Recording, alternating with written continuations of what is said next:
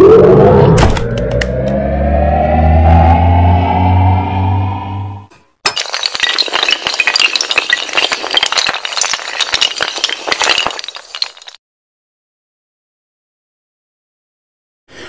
वालेकुम। Sajjad Khan Jadoon official YouTube channel और Facebook page पर खुश आमदीद।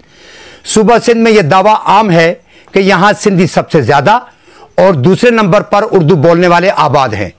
मुत्तहिदा कौमी मूवमेंट जो कभी मुहाजिर कौमी मूवमेंट कहलाने में फख्र महसूस करती थी, वहाँ अल्ताफ हुसैन, आफाक अहमद, आमिर खान, फारूक सत्तार, मुस्तफ़ा कमाल, अनीस कायम खानी, नदीम नुसरत, इशरत अली बाद खान वगैरह इकट्ठे चला करते थे।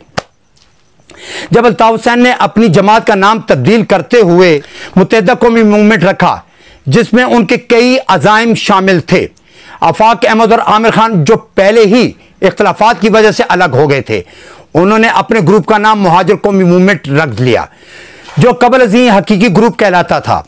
बाद अज़ां 22 अगस्त 2016 को बानी मुत्तहिदा ने पाकिस्तान और पाकिस्तानी इदारों के खिलाफ नफरत अंगेज तकरीर की, जिसकी वजह से उन पर गद्दारी के मुकदमात कायम किए गए। पाकिस्तान के तमाम अखबारात और नशरी अदारों पर उनकी तकारीर और प्रोग्राम्स दिखाने पर भी पाबंदी आयद कर दी गई। अल्ताफ हुसैन 21 दिसंबर 1991 से खुद साख्ता जिलावतनी की जिंदगी गुजार रहे हैं। उन पर पाकिस्तान और बरतानिया में कई मुकदमात कायम हैं। 22 अगस्त की नफरत अंगेज तकरीर के बाद मुत्तहिदा के हेड ऑफिस 90 को सील कर दिया गया था। अल्ताफ हुसैन लंदन से पाकिस्तान में अपनी जमात को कंट्रोल करते थे। पाकिस्तान में मौजूद मुत्तहिदा कौमी मूवमेंट पर पाबंदी के डर से तमाम मुकामी क़यादत ने मसरत की चादर ओढ़कर मुत्तहिदा लंदन और बानी मुत्तहिदा से रिश्ता तोड़ लिया। दोनों जमातों मुत्तहिदा लंदन और मुत्तहिदा कौमी मूवमेंट पाकिस्तान के ख्यालात, नजरियात, तरीकाकार, पार्टी एजेंडा और साख्त एक ही है और अल्ताफ हुसैन ही मुत्तहिदा कौमी मूवमेंट पाकिस्तान और लंदन के सरबराह हैं, लेकिन खौफ और आर्जी मसलतों की वजह से बज़ाहिर रवाबित मुनक़ता हैं। फारूक सत्तार अकेले सियासत कर रहे हैं। मुस्तफ़ा कमाल और अनीस कायम खानी पाक सरजमीन से मुंसलिक हैं। नदीम नुसरत वॉइस ऑफ कराची नामी तंजीम के हेड हैं और इशरत अली बाद मुल्क से बाहर लेकिन सबसे राब्ते में हैं।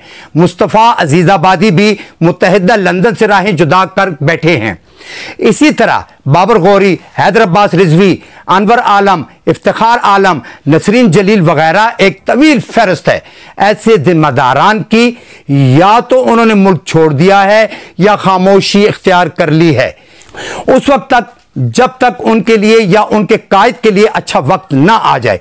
अगर अल्ताफ हुसैन जिंदा रहे और उन पर अच्छा वक्त आया, या यूं कह ले जब उनकी किसी को जरूरत पड़ी, तो तमाम मुहाजिर दलों से और खामोशी इख्तियार करने वाले हजारों कारकुनान हर तरह की मसलहत खत्म करके अल्ताफ हुसैन की क़यादत तले जमा हो जाएंगे और अल्ताफ हुसैन के सिवा कोई मुहाजिर लीडर नजर भी नहीं आएगा।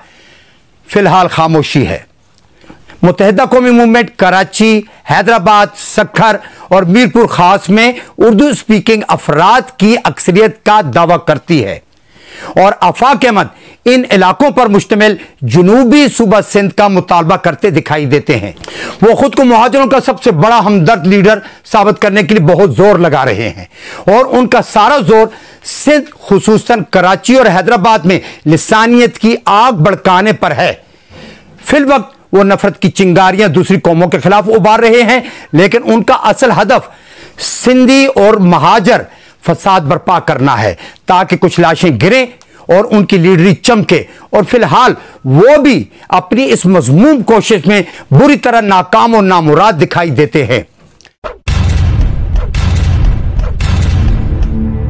सिंधी कौम परस्त और पीपल्स पार्टी दूसरे सूबा जात में मजीद सूबों के मुतालबात की हमायत करते दिखाई देते हैं, लेकिन सिंध में ऐसी किसी तजवीज को गुनाह कबीरा समझते हैं।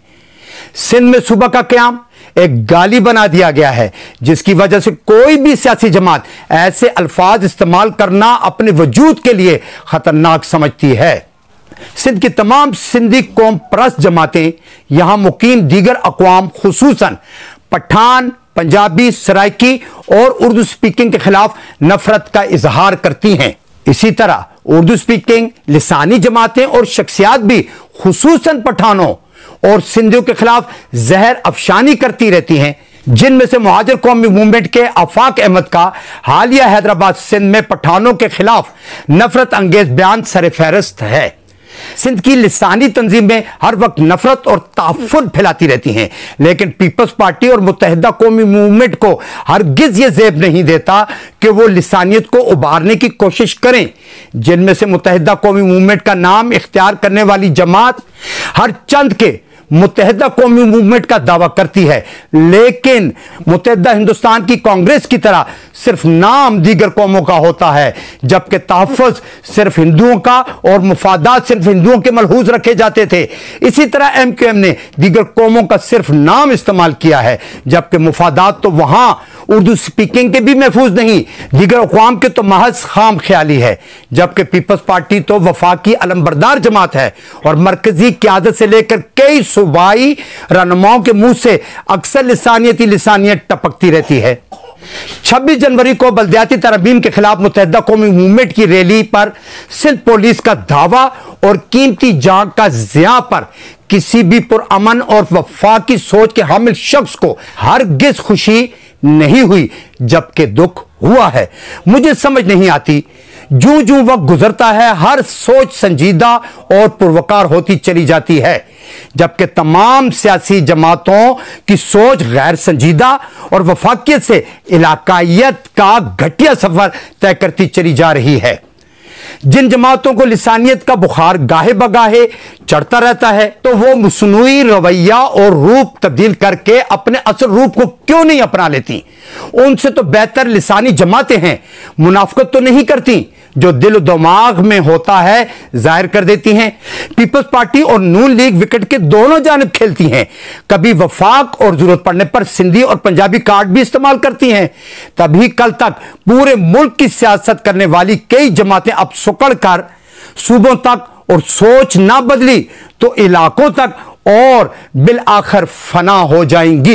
इख्तिलाफात हर जगह पाए जाते हैं, इसी तरह सियासी रंजिशें भी हर जगह होती हैं, लेकिन सोच इतनी घटिया हो जाए कि अपनी शोहरत और अना की खातिर मुल्क और कौम को ही दांव पर लगा दिया जाए, यह वतीरा हमेशा से हमारे यहां पाया जाता है। हम एटमी मुल्क तो बन गए, लेकिन सोच और किरदार में हम भारत, श्रीलंका, नेपाल, भूटान, मालदीव, ईरान, हत्ता के बेनाम अफ्रीकी जजीरों की सोच से भी गिरे हुए हैं।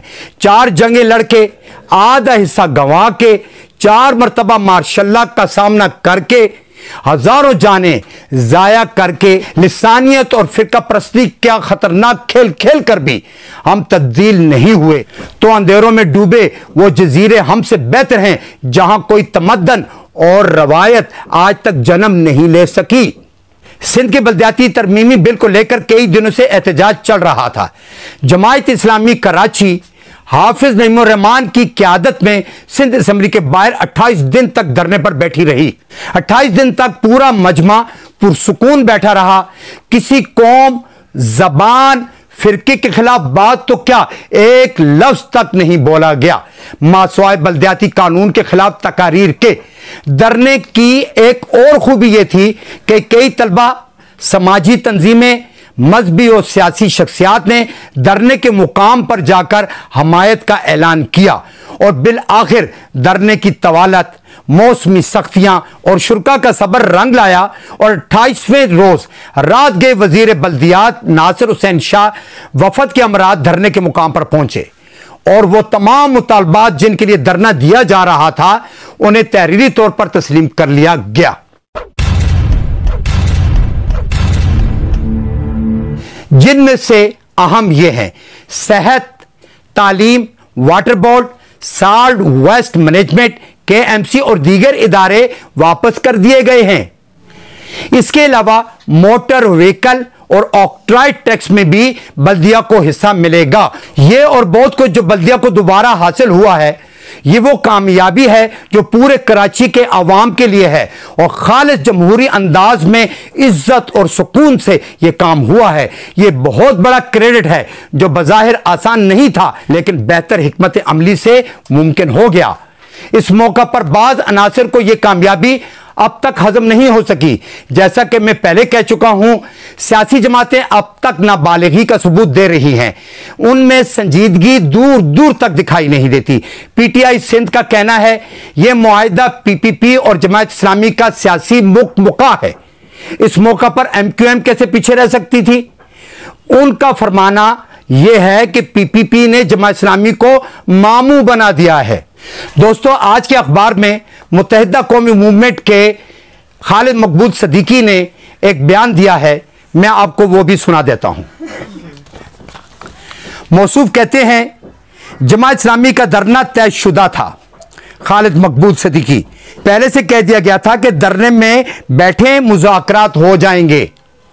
यानी खालिद मकबूल सदीकी ये कहना चाहते हैं कि ये पीपल्स पार्टी और जमात इस्लामी के दरमियान तय था कि आप धरने पर बैठे, और जब आप धरने पर बैठेंगे तो हम 28 दिन बाद 29 दिन बाद आपके पास आएंगे और आपके मुतालबात को हूबहू तस्लीम कर देंगे। क्या ये बचकाना सोच और बचकाना ख्यालात नहीं है?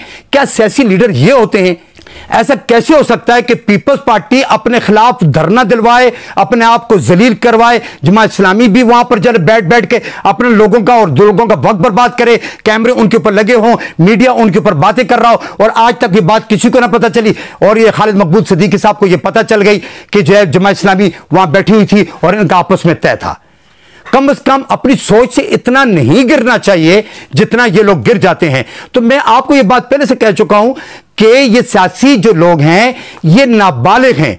ये अपनी सियासत चमकाने के लिए दूसरों को गिराना और मुल्क को कौम से खेलना अपना पहला फर्ज समझते हैं।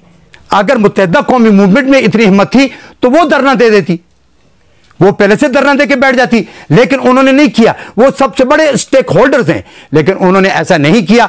जमात इस्लामी आकर बैठ गई। अब जब कामयाबी हो गई तो उनसे हजम नहीं हो रही, दूसरों से भी नहीं हजम हो रही। जबकि मुफ्ती आजम पाकिस्तान मुनीबुर रहमान ने धरने की कामयाबी पर मुबारकबाद दी है। पीपल्स पार्टी ने भी इस मौका पर सियासी और जमहूरी बसीरत का मुजाहरा करते हुए तमाम मुतालबात मानकर बड़ापन दिखाया है, जिसके आइंदा वक्त पर अच्छे असरात मुरतब होंगे। बिलफर्ज दीगर जमातों के खदशात, खुसूसन मुत्तहिदा कौमी मूवमेंट के खदशात दुरुस्त भी निकले तो जमात इस्लामी समेत तमाम जमातों के पास एहतजाज के दरवाजे तो खुले हैं, और नहीं लगता कि इस मुआहिदे से मुकर कर पीपल्स पार्टी अपने लिए मजीद महाज खोलेगी। दोस्तों, यह था आज का मुकम्मल सच। अपनी राय जरूर दीजिएगा। अगले प्रोग्राम तक के लिए इजाजत दीजिए। अल्लाह हाफिज।